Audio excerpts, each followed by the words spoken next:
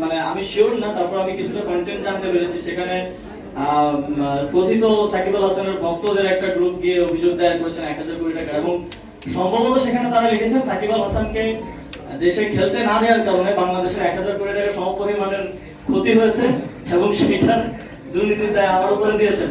সুতরাং এটা নিয়ে আমার মনে হয় না আর কোনো কিছু মানে এটা আমলে নেওয়ার কোনো সুযোগ আছে বলে আমার মনে হয় না, যেহেতু আমি সরকারের দায়িত্বে ছিলাম। এই ধরনের অভিযোগ আপনারাও জানেন যে নানা ধরনের অভিযোগ আসে এবং ক্রাইটেরিয়া থাকে যে কোন অভিযোগটা আমলে নেওয়া হবে এবং কোনটার ক্রেডিবিলিটি কতটুকু, এবং কাউকে খেলতে না দেওয়ার কারণে ওনারা ধারণা করছেন যে দেশের 1000 কোটি টাকার মতো ক্ষতি হয়েছে।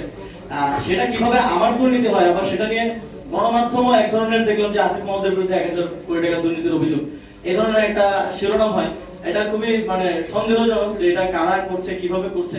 এবং আমার আপনাদের প্রতি আহ্বান থাকবে, আপনারা তো মাঠ পর্যায়ে কাজ করেন, বিশেষ করে আপনাদের হাউসে যারা নীতি নির্ধারক আছেন তাদের প্রতি আহ্বান থাকবে, সংবাদপত্রের স্বাধীনতার জন্য আমরা সবসময় কথা বলেছি, কিন্তু একই সাথে সংবাদপত্রকে দায়িত্বশীল হতে হবে। একটা নিউজ করার ক্ষেত্রে সেটার ক্রেডিবিলিটি কতটুকু আছে এবং সেটাতে দুই পক্ষের কথাই শোনা হচ্ছে কিনা, এই বিষয়গুলো নিশ্চিত করা প্রয়োজন। আমরা যখন দেখি আমাদের যারা ফ্রিল্যান্সার ফ্যাক্ট চেকাররা আছেন তারা সমানে সংবাদ মাধ্যমের বিরুদ্ধে কথা বলতে বাধ্য হন যে সংবাদ মাধ্যমের এই নিউজগুলোর কোনো ক্রেডিবিলিটি নেই, হাওয়া থেকে বা সূত্র মতে বা হচ্ছে গোপন সূত্রে এই ধরনের নাম দিয়ে এবং দ্বিতীয় পক্ষের কোনো বক্তব্য না নিয়ে নিউজ করা হয়, তখন আমাদেরও কষ্ট লাগে যে বাংলাদেশের সংবাদ মাধ্যমের যে স্ট্যান্ডার্ড সেটা অনেক নিচের দিকে নেমে যাচ্ছে।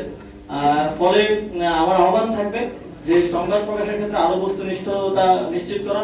এবং আমি দেখলাম যে 11 টিভির একজন সাংবাদিক তিনি পোস্ট করেছেন, তিনি প্রাইমারি ইনভেস্টিগেশন নিয়ে কাজ করেন, তাকে প্রায় প্রতিদিন কেউ না কেউ ক্ষমতাসীন কিংবা অনেক প্রভাবশালী লোকজন বলেন যে আসিফ মাহমুদের বিরুদ্ধে একটা ক্রাইম রিপোর্ট করেন, কিন্তু তিনি নিজেই বলছেন তাই কেউ কোনো লিড কিংবা কোনো প্রমাণ সরবরাহ করতে পারবে। সুতরাং এই চেষ্টাটা আছে, বিভিন্ন জায়গা থেকে আছে যে আসিফ মাহমুদের বিরুদ্ধে রিপোর্ট করা, বিভিন্ন মিডিয়াকে বিভিন্ন পেজকে নক দিয়ে পোস্ট করানো, এই ধরনের চেষ্টাগুলো আছে এবং সামনের দিনেও হবে।